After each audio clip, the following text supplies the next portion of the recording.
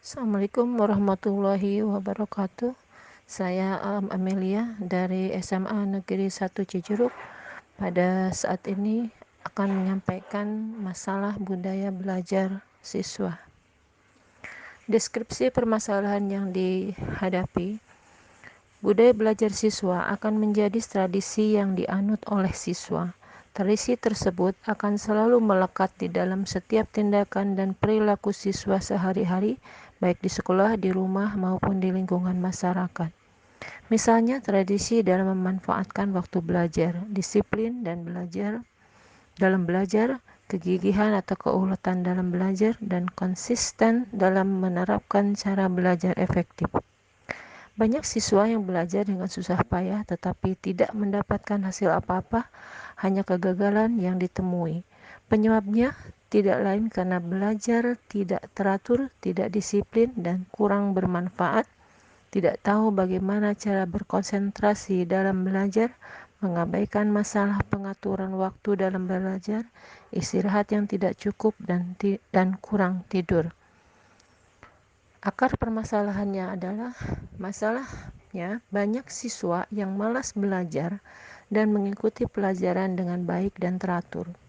Budaya belajar yang baik mengandung suatu ketetapan, keteraturan, menyelesaikan tugas, dan menghilangkan rangsangan yang akan mengganggu konsentrasi belajar, sehingga semua itu akan berpengaruh terhadap prestasi belajarnya. Kepribadian yang teratur adalah salah satu barometer dari kejernihan belajar, berpikir. Kejernihan berpikir yang diperlukan selama menuntut ilmu harus dipertahankan. Demikian pula sebaliknya, budaya belajar yang kurang baik akan membuat siswa menjadi pribadi yang malas, bertindak semau-maunya, dan ketidakteraturan.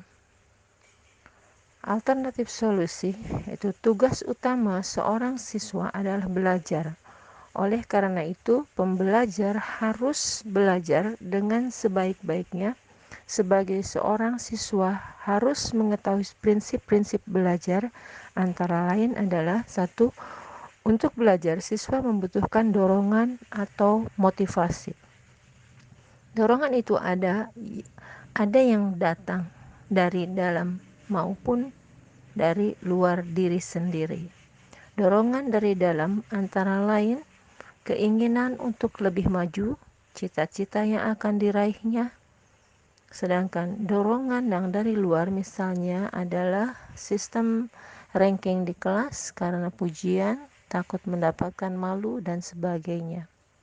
Kedua, untuk dapat belajar baik, siswa harus memusatkan perhatian pada hal-hal yang sedang dipelajari. Hal yang dapat mengganggu pemusatan perhatian adalah pikiran yang tertuju pada hal-hal yang mungkin sedang mempengaruhi perasaan seperti kesedihan, patah hati, kemarahan, iri hati, kebencian, dan lain-lain. Ketiga, siswa harus berusaha untuk mengerti lebih dulu yang akan dipelajari sebelum menghafal. Hal yang dimengerti akan lebih mudah untuk dihafal. Keempat, untuk dapat mengerti sesuatu yang dipelajari dapat ditempuh dengan cara menanyakan pada diri sendiri mengenai hal yang kita pelajari atau siswa pelajari, membuat ringkasan atau skema untuk memudahkan memahami, mencoba menghubungkan dengan masalah yang lebih besar dan menyeluruh, mencoba menelaah dan dari berbagai macam segi agar menjadi lebih baik. Alternatif berikutnya yang kelima, yaitu siswa harus meyakini bahwa semua pelajaran yang diterima akan berguna bagi diri sendiri nanti walaupun siswa sudah tidak sekolah lagi. Agar yang kita pelajari lebih meresap adalah dengan beristirahat untuk mengedepankan semua hal yang sudah dipelajari, yang sudah diperoleh dari belajar. Hasil belajar yang sudah kita peroleh dapat digunakan untuk mempelajari yang lain. Misal, pola bahasa Indonesia untuk mempelajari bahasa asing. Kedelapan, menghindari hal-hal yang dapat menghambat belajar seperti perasaan takut, malu, marah, kesal, dan sebagainya. Hasil pemecahan masalah, kita lihat. Untuk belajar di sekolah, sekolah merupakan lembaga pendidikan yang mempunyai tugas dan fungsi menyelenggarakan proses belajar untuk mencapai tujuan pendidikan. Untuk mencapai tujuan pendidikan, siswa perlu memahami hal-hal sebagai berikut. A. Siswa harus memahami tujuan pendidikan. B. Siswa harus memiliki sifat terbuka, artinya dapat menerima guru sebagaimana adanya. Siswa harus mempelajari dan menyiapkan alat pelajaran untuk esok harinya. Siswa harus penuh minat dan perhatian dalam menerima pelajaran dan menyingkirkan hal yang mengganggu konsentrasi dalam menerima pelajaran. Yang E, siswa hendaknya bersikap kritis dalam menerima pelajaran. Masih hasil pemecahan masalah yang F, yaitu siswa harus memiliki dorongan dan semangat yang kuat untuk maju, memiliki sifat ingin tahu dan ingin menguasai ilmu pengetahuan. G, siswa hendaknya menghindari sifat malu bertanya untuk meminta penjelasan mengenai hal-hal yang kurang dipahami.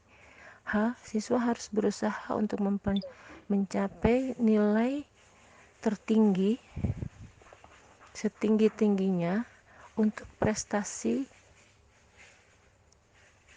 sendiri tanpa menggantungkan dengan orang lain. Yang I, siswa harus mengikuti pelajaran dengan aktif, artinya siswa tidak hanya mendengarkan tapi juga berinisiatif dalam memahami pelajaran dengan membuat catatan yang perlu. J, setibanya di rumah, siswa harus mengulangi kembali hasil pelajaran yang dipelajari di sekolah. Hasil pemecahan masalah yang selanjutnya, belajar adalah usaha untuk memperoleh kepandaian dan ilmu pengetahuan. Baik, belajar juga dapat diartikan sebagai kegiatan berlatih. Hasil belajar adalah perubahan tingkah laku atau tanggapan yang disebabkan oleh perubahan tingkah laku dari belum dapat melakukan sesuatu menjadi dapat melakukan sesuatu yang disebut belajar.